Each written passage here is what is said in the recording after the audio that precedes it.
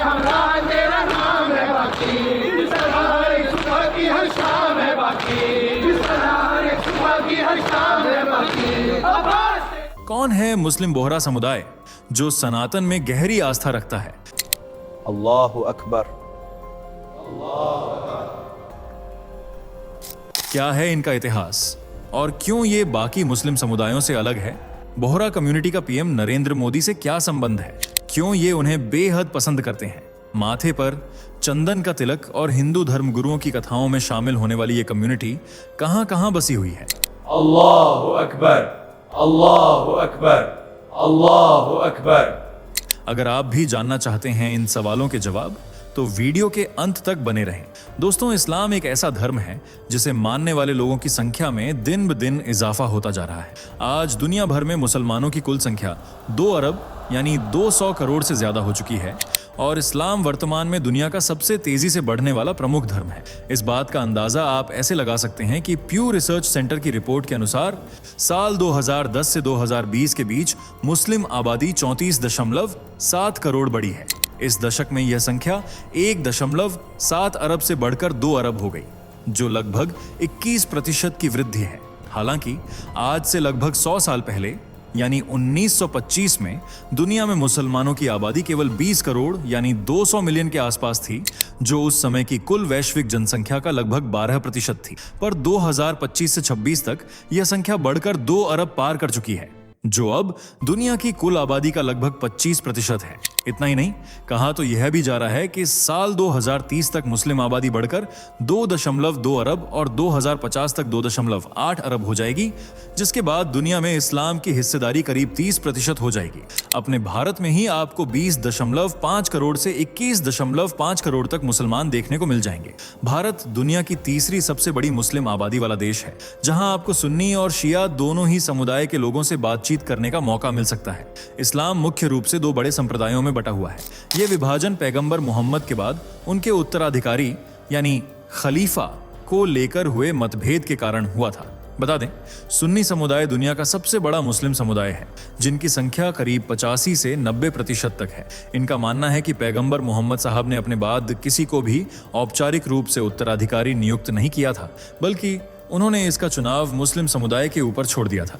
जब पैगंबर मोहम्मद साहब का निधन हुआ तो समाज के बड़े बड़े लोगों ने आपसी सहमति से हजरत अबू बकर को पहला खलीफा चुना, जिन्होंने करीब 2 साल शासन किया। इसके बाद हजरत उमर को चुना गया, जो हजरत अबू बकर के निधन के बाद दूसरे खलीफा बने। इनके 10 साल के शासन में इस्लाम का प्रसार बहुत तेजी से हुआ। फिर हजरत उस्मान, हजरत उमर के बाद तीसरे उत्तराधिकारी चुने गए। इन्होंने लगभग 12 साल शासन किया। हजरत उस्मान की शहादत के बाद हजरत अली चौथे खलीफा बने और इन्होंने करीब 5 साल शासन किया।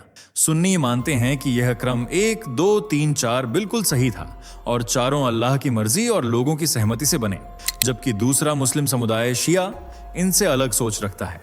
ये कुल आबादी का लगभग 10 से 15% है, लेकिन शिया मानते हैं कि हजरत अली को पहला उत्तराधिकारी होना चाहिए था। इसलिए वे पहले 3 खलीफाओं के शासन को धार्मिक रूप से मान्यता नहीं देते, जिसे सुन्नी लोग सहाबा यानी पैगंबर के साथियों का अनादर मानते हैं।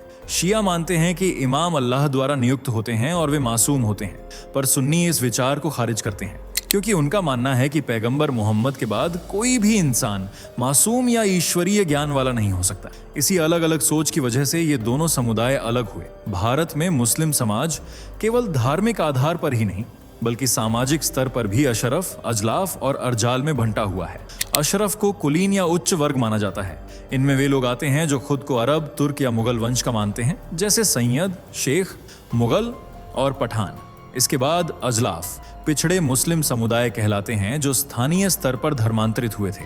इनमें अंसारी, कुरैशी और इदरीसी जैसे समुदाय शामिल हैं। वहीं अर्जाल को सबसे पिछड़ा या दलित मुस्लिम माना जाता है, जो सफाई कर्मचारी या इसी तरह के पारंपरिक कार्यों से जुड़े रहे हैं। इसी तरह अहमदिया, सूफी, इस्माइली, खोजा जैसे कई मुस्लिम समूह हैं जो अपनी अपनी विचारधारा पर चलते हैं। लेकिन क्या आप एक ऐसे मुस्लिम समुदाय के बारे में जानते हैं जो सनातन धर्म से लगाव रखता है और हिंदू धर्मगुरुओं की कथाओं में भी शामिल होता है? हो सकता है आपको सुनकर यकीन ना हो रहा हो, लेकिन यह सच है। पर यह कौन सा समुदाय है, ये जानने से पहले हमारी वीडियो को लाइक, शेयर करके हमारे चैनल को सब्सक्राइब कर लीजिए। दरअसल हम बात कर रहे हैं ज़ोरे दाऊदी बोहरा मुस्लिम कम्युनिटी की, जो एक मुस्लिम समाज की कम्युनिटी है, लेकिन फिर भी सनातन के प्रति गहरी आस्था रखती है और बाकी मुस्लिम समुदाय से अलग सोच रखती है। जहां एक तरफ हमें हिंदू और मुस्लिम के बीच आए दिन अनबन और अपने धर्म को सबसे ऊपर दिखाने की होड़ देखने को मिलती है, तो वहीं दूसरी तरफ बोहरा समुदाय है जो हिंदुओं का तो सम्मान करता ही है, साथ ही उनके धर्म गुरुओं का स्वागत जय श्री राम के नारे लगाकर करता है। इतना ही नहीं, बोहरा मुस्लिम लोग अपने माथे पर चंदन का तिलक लगाते हैं और राम जन्मभूमि को मानते हैं। यहाँ तक कि दीपावली के समय अपने हिंदू लोगों और बिजनेस पार्टनर्स को शुभकामनाएं देते हैं और उन्हें उपहार या मिठाई भी भेजते हैं। कई बोहरा अपनी दुकानों पर सजावट भी करते हैं। एक तरफ जहां मुस्लिम समाज पीएम नरेंद्र मोदी को कुछ खास पसंद नहीं करता, वहीं बोहरा समुदाय से जुड़े लोग उनका बेहद सम्मान करते हैं। जी हाँ, दाऊदी बोहरा समुदाय और प्रधानमंत्री नरेंद्र मोदी के बीच संबंध काफी पुराने माने जाते हैं। यह समुदाय अन्य मुस्लिम समुदायों की तुलना में पीएम मोदी को काफी सपोर्ट करता है, क्योंकि ये दोनों गुजरात से ताल्लुक रखते हैं। दरअसल जैसा कि आप सब जानते ही हैं कि मोदी जी का जन्म गुजरात में हुआ था और वे वहां सबसे लंबे समय तक सेवा करने वाले मुख्यमंत्री रहे हैं, जबकि बोहरा समुदाय का मुख्य केंद्र भी गुजरात ही है। इसलिए उनके बीच का तालमेल दशकों पुराना है। वे मोदी जी के सबका साथ सबका विकास के विजन की सराहना करते हैं। प्रधानमंत्री मोदी अक्सर कहते हैं कि बोहरा समुदाय के साथ उनका रिश्ता 4 पीढ़ियों पुराना है। साल 2023 में मुंबई में अल-जामिया तुस सैफिया, जो एक अरबी एकेडमी है, उसके उद्घाटन के दौरान नरेंद्र मोदी ने कहा था, मैं यहाँ न तो प्रधानमंत्री के तौर पर आया हूँ और न ही मुख्यमंत्री के तौर पर, मैं यहाँ आपके परिवार के एक सदस्य के रूप में आया हूँ। यही नहीं, उन्होंने इस समुदाय के व्यापार को बढ़ावा देने के लिए कई नीतियां भी बनाई, जिससे समुदाय का भरोसा उन पर बढ़ गया। बोहरा व्यापारियों ने मोदी जी के वाइब्रेंट गुजरात सम्मेलनों में बढ़ चढ़कर हिस्सा लिया और राज्य में भारी निवेश किया। इसके अलावा जब सैयदना साहब 100 वर्ष के हुए तो तत्कालीन सीएम मोदी ने उनके जन्मदिन समारोह में शिरकत की और उन्हें गुजरात का गौरव बताया, जिस वजह से बोहरा समुदाय के दिल में उनके लिए इज्जत और प्यार दोनों बढ़ गए। आज भारत में इस समुदाय की आबादी लगभग 5 लाख से 10 लाख के बीच है। बोहरा समुदाय का दिल गुजरात है और यहाँ का प्रमुख शहर सूरत इनका प्रशासनिक मुख्यालय है। इनमें अहमदाबाद, जामनगर, राजकोट, दाहोद, गोधरा और सिद्धपुर में इनकी बड़ी आबादी रहती है। इसके अलावा मुंबई बोहरा समुदाय का सबसे बड़ा केंद्र है, जहां इनके वर्तमान धर्मगुरु सैयदना साहब का निवास स्थान और प्रमुख मस्जिदें हैं।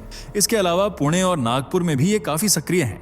वहीं मध्य प्रदेश के इंदौर, उज्जैन और बुरहानपुर में भी बोहरा समाज की घनी आबादी और प्रसिद्ध दरगाहें हैं। अपने भारत के अलावा बोहरा समुदाय आपको Dubai, Kuwait, Oman, America, Britain, Canada, Australia और पाकिस्तान जैसे देशों में भी देखने को मिल जाएगा, जिसकी एक वजह इनका व्यापार भी है। इन्हें दुनिया भर में एक ट्रेडिंग कम्युनिटी के रूप में पहचाना जाता है। इस समुदाय का भारत के लगभग हर बड़े शहर के हार्डवेयर मार्केट में दबदबा है। इसके अलावा गुजरात, सूरत और मुंबई में इनका कपड़ों का बहुत बड़ा कारोबार है। वहीं ऐतिहासिक रूप से ये खाड़िया देशों और अफ्रीका के साथ मसालों के व्यापार से जुड़े रहे हैं। कई बोहरा परिवारों ने अब अपनी छोटी दुकानों को बड़ी फैक्ट्रियों और मैन्युफैक्चरिंग यूनिट्स में बदल दिया है। खासकर मशीनरी, प्लास्टिक और ऑटोमोबाइल पार्ट्स के सेक्टर में ये लोग बहुत मेहनती, ईमानदार और कानून को मानने वाले होते हैं, जो विवादों से दूर रहकर अपने काम और समुदाय की सेवा पर ध्यान देते हैं। लेकिन ये बाकी समुदायों से अलग क्यों और कैसे हैं और इनका इतिहास क्या है, यही सोच रहे हैं ना आप भी? तो बता दें, दाऊदी बोहरा समुदाय शिया इस्लाम की इस्माइली शाखा से निकला है और इनकी जड़ें मिस्र के फातिमी खिलाफत से जुड़ी हैं। दरअसल 10वीं से 12वीं शताब्दी के दौरान मिस्र में फातिमी साम्राज्य का शासन था। ये साम्राज्य पैगंबर मोहम्मद साहब की बेटी हजरत फातिमा और हजरत अली के वंशजों द्वारा स्थापित किया गया था। इन्होंने ही काहिरा शहर बसाया और विश्व प्रसिद्ध अल अज़हर विश्वविद्यालय की स्थापना की। लेकिन 12वीं शताब्दी में जब मिस्र में यह साम्राज्य दम तोड़ने लगा, तो इसके बचे खुचे अनुयायी यमन चले गए और इस्लाम को दुनिया के कोने कोने में फैलाने के बारे में सोचा। जिसके बाद यमन से मौलवी अब्दुल्ला जैसे विद्वान गुजरात आए, जिनकी शिक्षाओं और सादगी से प्रभावित होकर गुजरात के हिंदू व्यापारिक समुदायों के एक बड़े वर्ग ने इस्लाम अपनाया। क्योंकि ये लोग मुख्य रूप से व्यापार से जुड़े थे, इसलिए इन्हें गुजराती शब्द वहोराह, जिसका मतलब है व्यापार करने वाला, कहा जाने लगा, ले जो बाद में बोहरा बन गया। इन लोगों को बाकी मुस्लिम समुदायों से काफी अलग माना जाता है, क्योंकि इस समुदाय में दाई अल मुतलक, जिसे आप पूरी कम्युनिटी का लीडर समझ सकते हैं, उनका स्थान सबसे ऊंचा होता है। समुदाय का हर सदस्य अपनी जिंदगी के अहम फैसले, शादी, व्यापार, घर, उनकी सलाह या इजाजत से लेना पसंद करता है। इसके अलावा इनका पहनावा भी इन्हें बाकियों से काफी अलग बनाता है। इस समुदाय के लोगों की पहचान दूर से ही हो जाती है। पुरुष जहां सफेद रंग का 3 टुकड़ों वाला कुर्ता पायजामा और सोने की जरी वाली कश्ती टोपी पहनते हैं, वहीं महिलाएं रिदा पहनती हैं जो रंगीन और कढ़ाई वाला एक खास बुर्का होता है। इतना ही नहीं, बोहरा समाज में फैजुल मवाईद अल बुरहानिया नाम की व्यवस्था है, जिसके तहत समुदाय के हर घर में एक जैसा टिफिन भेजा जाता है ताकि अमीर और गरीब एक जैसा भोजन करें और किसी भी घर में कोई भूखा न सोए। इस व्यवस्था की शुरुआत समुदाय के 52वें धर्मगुरु सैयदना मोहम्मद बुरहानुद्दीन द्वारा की गई थी और वर्तमान गुरु सैयदना मुफद्दल सैफुद्दीन ने इसे दुनिया के हर कोने में पहुंचाया है।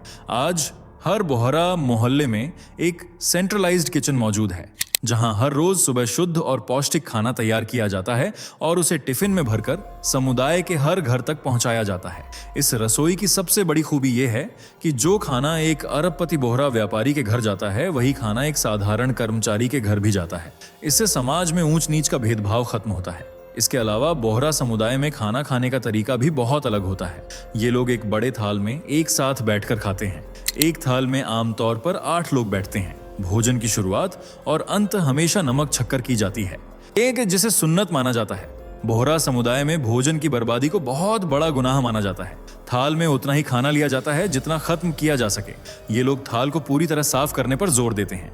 इतना ही नहीं, इनका कैलेंडर बाकी मुस्लिम समुदायों से बिल्कुल अलग होता है, जिसे मिस्री कैलेंडर या फातिमी कैलेंडर कहा जाता है। ज्यादातर मुस्लिम समुदाय चांद देखने पर निर्भर करते हैं। वे आसमान में नया चांद दिखने के बाद ही रमजान या ईद की घोषणा करते हैं।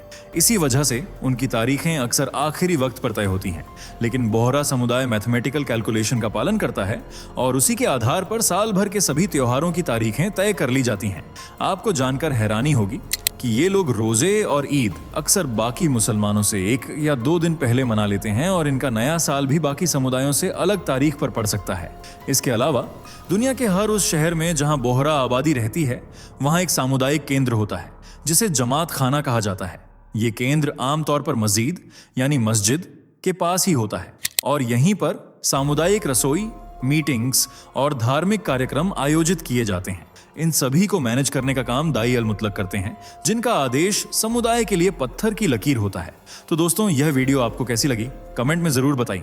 वीडियो पसंद आई हो तो वीडियो को लाइक शेयर करके हमारे चैनल को सब्सक्राइब कर लीजिए। दोस्तों, आपकी स्क्रीन पर 2 और वीडियो दिख रही हैं, जिसे देखने के लिए आप स्क्रीन पर क्लिक करें। दोनों देखिएगा, बहुत अच्छी वीडियो बनी है।